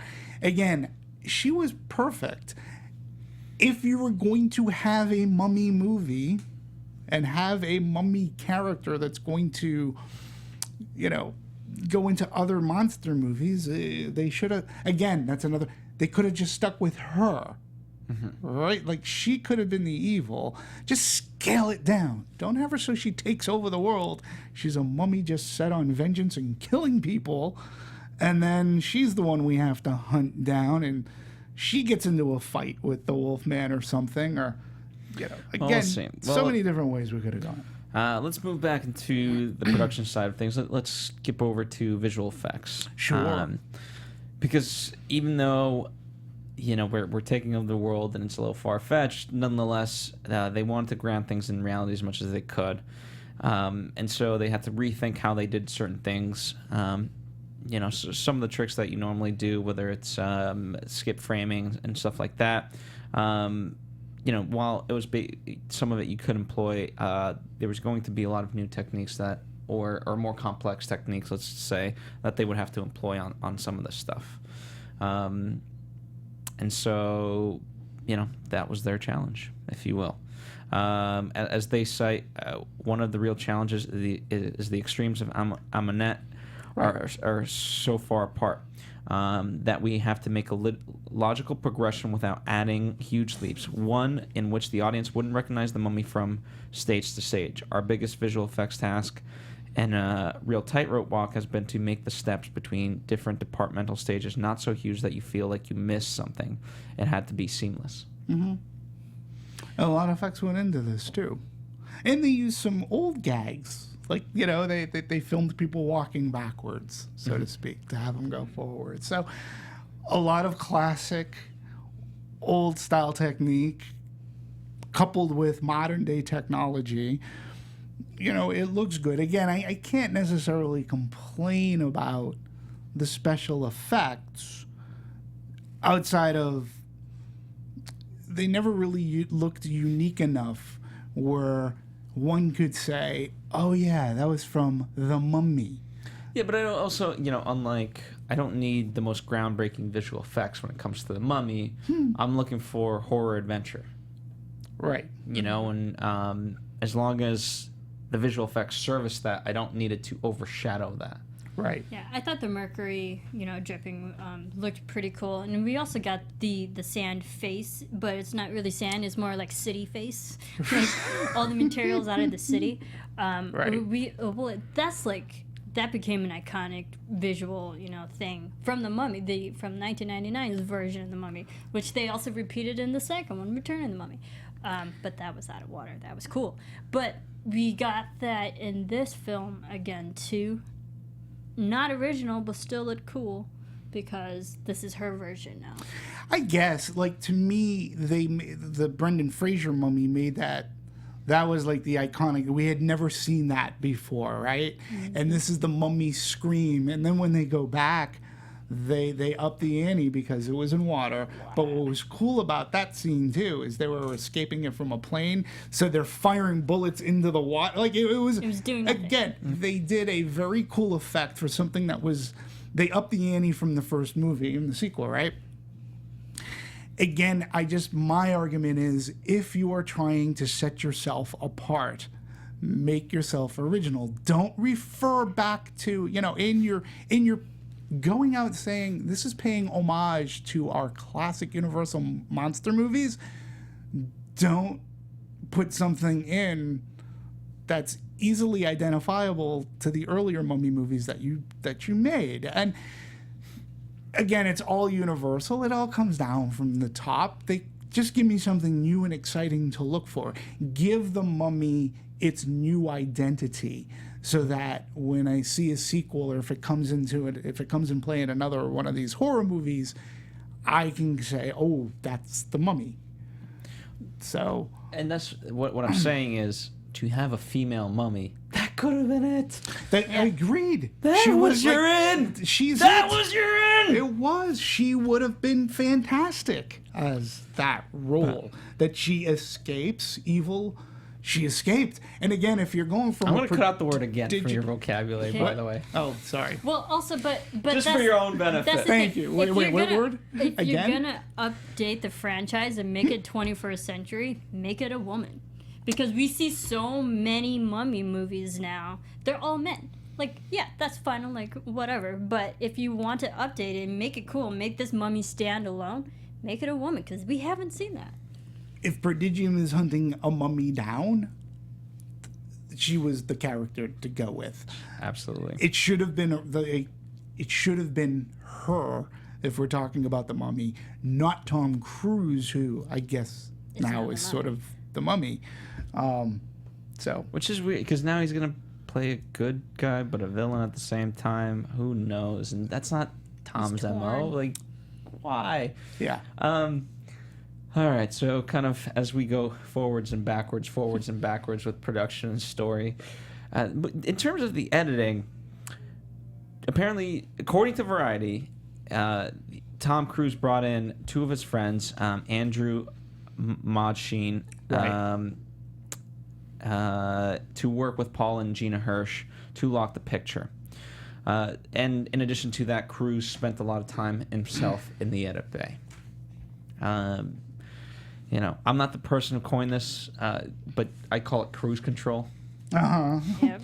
Well, Fitting. Well, I want to ask you: is do you, just from hearing these various things, and towards the bottom of the rundown, I have a whole thing from whether it's Variety or Hollywood Reporter and so forth, that, you know, there's a lot of articles in particular coming out in the past 2 days, let's say. Past 24 hours. I think the Variety thing you're referencing came out yesterday morning. I have that on my rundown. Yeah, But- so I mean, you know, is this a matter of cruise control, and is it good or is it bad? Because, as I'll kind of quickly just skip ahead, ironically, this is the biggest global debut of Tom's career. So, how do you weigh that? Is it good? Is it bad? I think the timing of it, like this information coming out that Cruise had a lot of control over this, is interesting. Because the movie didn't open up, and we'll get into numbers, but the movie didn't open up to what they expected it to be. Domestically, and like just for the overall production. So and it makes it interesting that the fact that because it wasn't as successful as they thought it was going to be, now they're releasing all this information. It's like, oh, Cruise had a lot of control over this. It feels like they're kind of blaming Cruise for the creative. Oh, kind of. Yeah, but like it's also the timing, because they didn't do well. Now they're placing the blame on Cruise because he had too much control over it a week later. Yeah, it's definitely a finger pointing game. Yeah, and we always talk about the collaborative effort of movies, whether it's a success or whether it's a failure. It still is a collaborative effort, and there are some people that you can point to, whether it's a success or a failure, who may have had more to do with it being a success and or a failure. But we did talk about it at the beginning. I can't blame Tom Cruise for this wholly. As an actor and as a star, the movie may rest on his shoulders. He has certain ideas. But I go right from the minute that the movie was greenlit, right from the minute that they had a script, it shouldn't have even gone to Tom Cruise at that point. Somebody should have said, well, listen, we have a great idea. We have great characters. How do we utilize them in today's world? All right, well, let's work on a script. Okay, that's not ready. Okay, we can't do this, It all comes from the top. And then once you get Tom Cruise involved into it, it's no secret how involved he gets into making his movies. But you got to control him. And that you know, even though it's collaborative effort, at the end of the day, there's that central focal point that says yay or nay. But he's a very collaborative, I believe. Again, I don't work for Tom Cruise. But I'm not on his payroll. He doesn't owe me money. He likes. We talked about The Rock a few weeks ago with Baywatch, right? And we talked about when you hire him onto a movie, you have an amazing asset, because whether the movie's good or bad, he's going to A, work hard, B, he's going to go stump for the movie. Tom Cruise has always been that way. Whether the movie's good or bad, he's going to work hard. He does try his best to put the best entertainment forward, and then he's going to promote the hell out of it. He'll go wherever you want him to go. He realizes it's his job. I do believe that he's still an asset. To blame him wholly for, no, you let him, like you said, you let him take charge of this movie when somebody should have said no. And if Tom Cruise at that point says, okay, I'm going to walk, then you've got to make a decision to say, okay, buddy, creative differences. Yeah. Right? I don't know how hard that is. It could be very difficult. It could be, but if you're creating a dark universe, it's not going to have to... what you're trying to make is the characters and the entities stand out more so than the people. Right. And so, you know, although I hated it from Batman Begins to Dark Knight, the character of... Rachel, right? The character of Rachel, she, you know, it went from Tom's former wife to Maggie Gyllenhaal. Oh, right. And it was still able to stand on its own. And so you make the franchise, if this is what you're going for, you make the franchise greater than the sum of its parts. And so if Tom decides to leave, the franchise does not hinge on Tom. It shouldn't. It shouldn't. It certainly shouldn't if you're already planning movies down the line. But that's the problem with this movie. It's completely hinged on Tom. If you take him out, what do you have? Well, but I think where we're going with is that's Universal's choice, Right? And as you know, to that point, I whether it's The Rock, and I'm glad you brought him up, whether it's The Rock, whether it's Tom, and certain other people, bring everything. You know, I always, Marisa knows me, whenever we do staff meetings, bring all the ideas.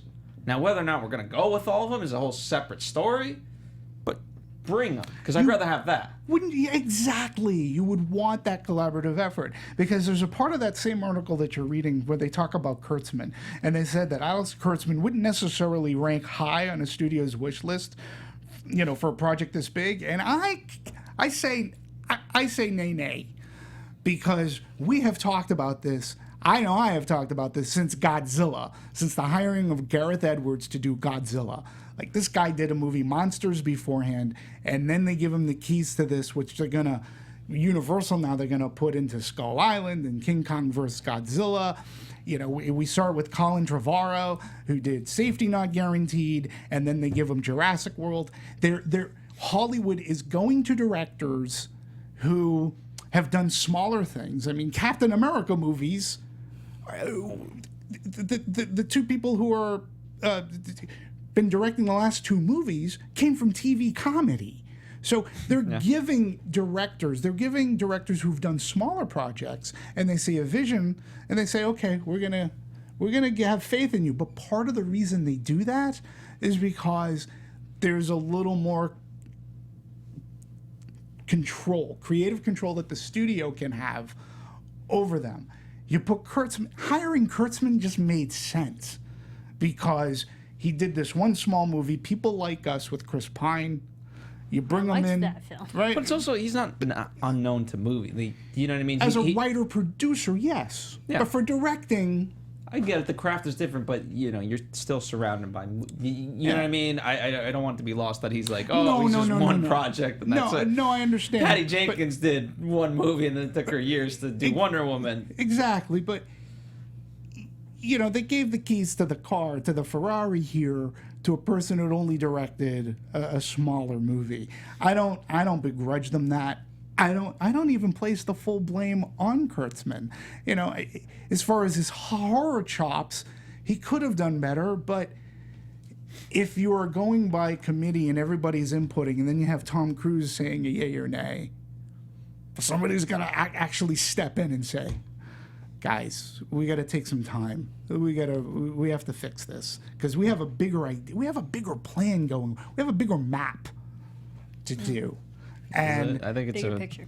I think they got to find the map first. I think it's been torn to shreds. Marisa, give us the numbers. You want me to do the numbers? All right, 1 second as I keep this up. For Marisa, reading numbers is like hieroglyphics. This is gonna be fun.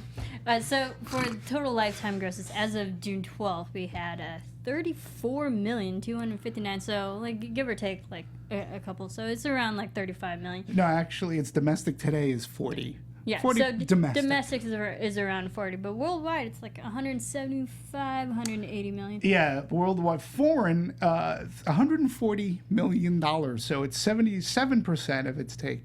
Yeah, 181 million all in. So it's kind of doing well internationally. Huge. And also, like, the storyline does take place in London, and you have the whole Egyptian culture within it, so it is a worldwide type of story. Phil, you probably remember, we all did Pirates of the Caribbean, right? Mm-hmm. We talked about how there seems to be this sort of shift into making movies for the international audience, because Pirates falls into that. Remember, I believe I said that take was like 79% of the gross came from international, and people saying domestically, this last Pirates movie didn't do that well. Well, this movie, when you have 181 million so far, it does prove of the international bankability of Tom Cruise, right? They could ultimately say, well, we broke even. We can try to continue with this this dark universe. I think number one, they are going to continue with the dark universe. They have to. They can't. They've too You much have at to fall stake. on your sword a little bit. You have to try to right the ship, but you have to fall a little bit on the sword They at the set moment. themselves up. For They another. set themselves That's up. the thing. And they didn't give themselves an out.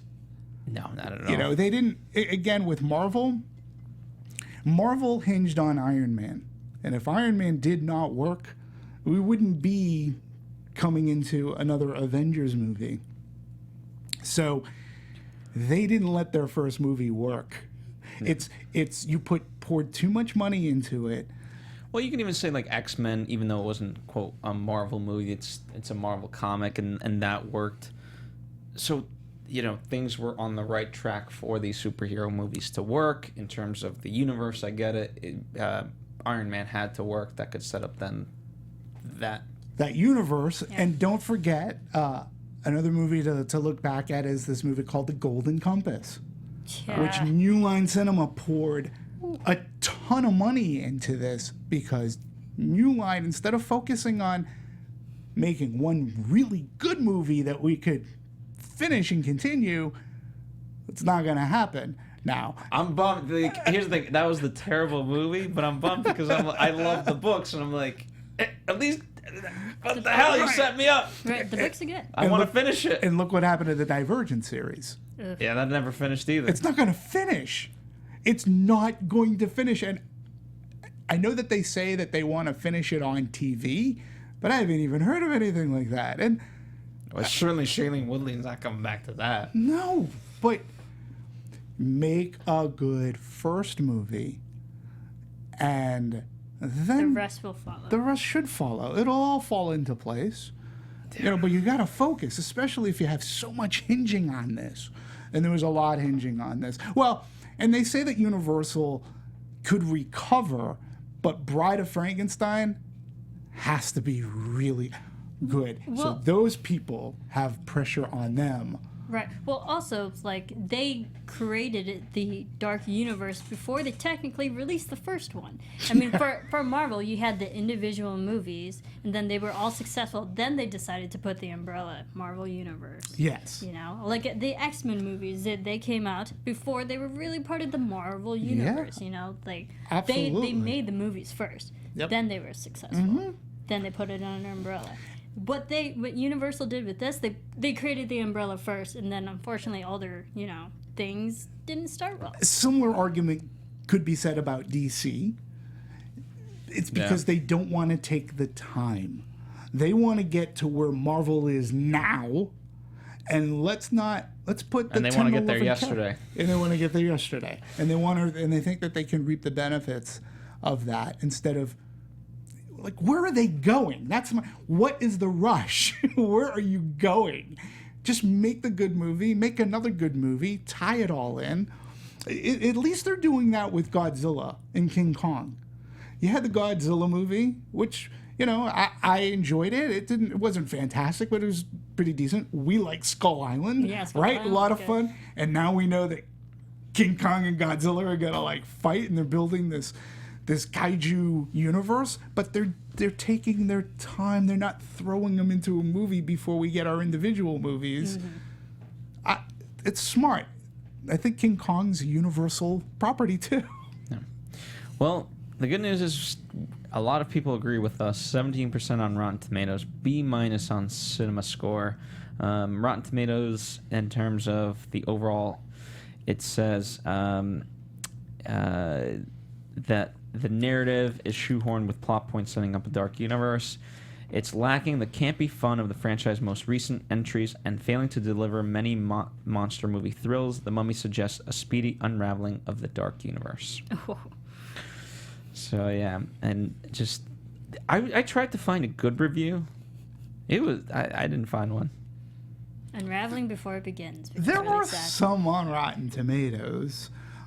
Let me ask you this. When you went to go see the movie, was it crowded? Did you see it in an IMAX type of format?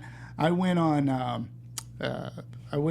saw it on Thursday, and I did see it in XD. The theater I was in was a packed house. Yeah. Looked good on the big screen. I will give it that. The audience was very meh in reaction and coming out. Not, you can sort of feel that. How about you folks? I went to a normal screening like on a Saturday, and it was fully packed. I got one of the last seats. Did you? Yeah, I don't think I got probably the third to the last seat. So a lot of people saw it. Yeah. How about you, Phil? Like, did you have a big crowd? It was a decent crowd. It was the weekend. It was a decent crowd. I think people were coming in to enjoy it, but they left dejected from what I remember.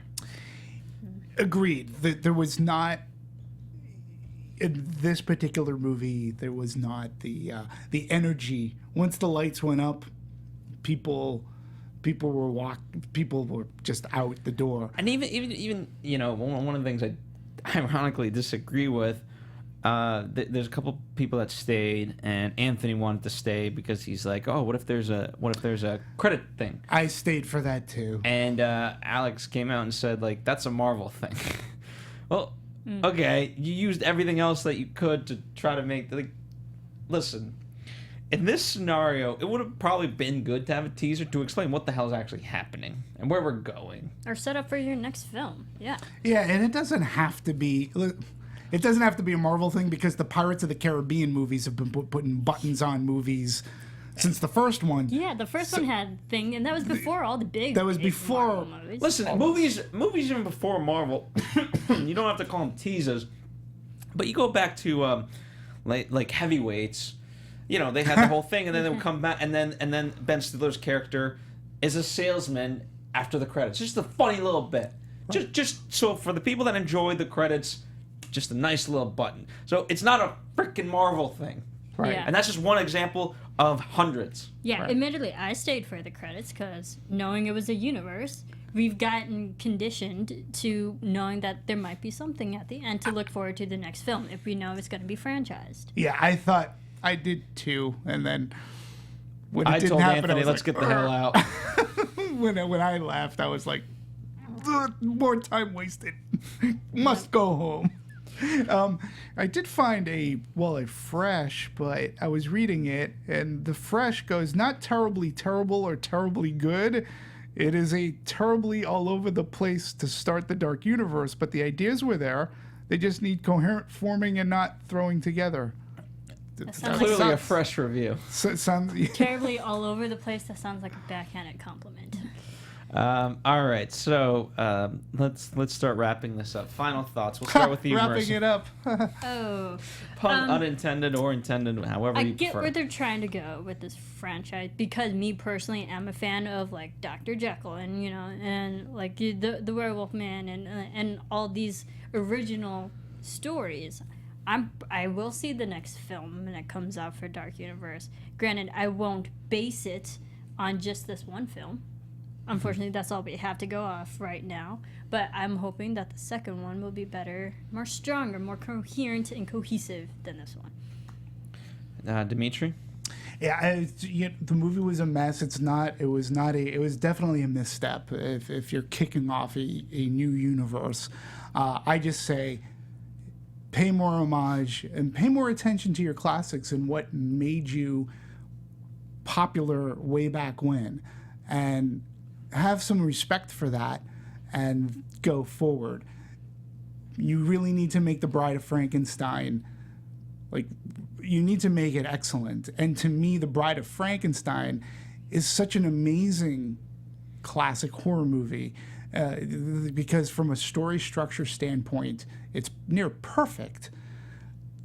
Would not have been my first choices of movies to go back up to the well to, because the original has never been remade really.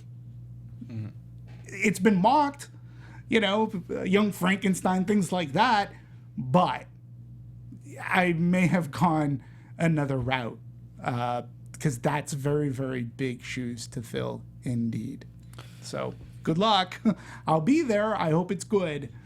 So I don't know. We'll see. I mean, yeah, I want to say this. When we go on, the interaction I have when I go to movies, I don't ever want a movie to be bad. But unfortunately, with it just sometimes it gets tough when they take that trust away from you. And in this sense, there was I will admit I had a slight reservation based on the trailers. I actually think I was one of the people that saw the mishap trailer. Did you guys read about where? No. There was a trailer that came out where it just had the sound effects of like Tom Cruise's grunts and things like that. No music whatsoever, no actual stuff. And I think I remember seeing it at a movie theater and be like, "Oh, this is an interesting trailer." It's the Mummy's curse. I saw that trailer after the fact on YouTube, but I do know. I did hear about that. So maybe that's what kind of just started the train of interesting for me. But I just felt so dejected because I do. There's so much you can do with it. I love Egyptian history, like whether or not we talked a lot about Universal and so forth in monster movies, but just Egyptian history in general is so rich. The same way whether you're talking about Greek mythology with Wonder Woman, there's a richness to it, and it just captured none of that. And I don't know where this is going, so. May I please throw one question out to you folks and to our audience? What do you think? What would you like to see? Going back to the classic Universal horror movies, to your knowledge of who they are, what there are, what would you like to see brought back to life? Like, what would you like to see them redo? Well, I'll give you an answer right now that's already in there from one of our commenters. Wolf, he in particular wants Wolfman, but he wants it to be a horror drama. Certainly not anything near action. Right. Well, I wonder what that person thought of the Benicio del Toro, because I believe that's what they were going with. There was a Wolfman. Right. There was a Wolfman. Years ago. Joe Johnston, in fact, the person who directed the first Captain America movie, had directed it. What about you? Or who's your favorite Universal monster? I don't know. I love Dracula. I've seen so many iterations of Dracula. So, like, I'd be excited if that happens. Hell, even Bela Lugosi, as terrifying as that film is, it's great. I'd be open for a Dracula. But if you want to learn more about Amun-Ra and Ahmanet, Ahmanet, but, like, go watch Penny Dreadful Season 1. It goes heavily into Ahmanet. So, and check out Marisa on AfterBuzz TV as she recaps that show. Yeah, that's true. But yeah, if you want to learn more about Ahmanet, like that, the whole season 1 is all about the Egyptian stories behind it. It's fascinating. Oh, very cool. Well, that about does it for us. As we said, please let us know your comments. We posed a lot of questions to you guys, so by all means, let us know. And you know what? We didn't necessarily enjoy this movie, but that doesn't mean you didn't have to. So if you actually did enjoy the movie, very curious to know your take. Don't worry, we won't attack you. That's not what we do here. We accept and appreciate varying opinions. That's, after all, what makes movies just so much fun. Nonetheless, we didn't enjoy it, unfortunately, and we're skeptical of what's going to happen. But nevertheless, we'll look forward to it. Until they fool us otherwise. Thank you guys as always. I wish we have a lot of shows that we've done in the past. Wish we could say we've done various monster movies, and we have, but just not of the Universal ones. But definitely check out some past anatomies we've done. Chris Morgan, he's done the Fast and the Furious franchise, so if nothing else, check out those. Yep. And in the meantime, at Serafini TV. That's right. Check out Penny Dreadful, because Marisa not only did do the after show on AfterBuzz TV for it, but she also got to interview a lot of great stars as part of that after show. So a lot of great behind the scenes there. At DMovies1701, correct? At DMovies1701. Absolutely, thank you guys for joining us as always. We've got a lot of stuff coming down the pipeline, whether that's Baby Driver, whether that's Spider-Man Homecoming, Thor Ragnarok, Cars 3, Atomic Kitten, so many. Atomic Block. Whatever. She makes me purr. What can I say? All right, guys, we'll see you next time.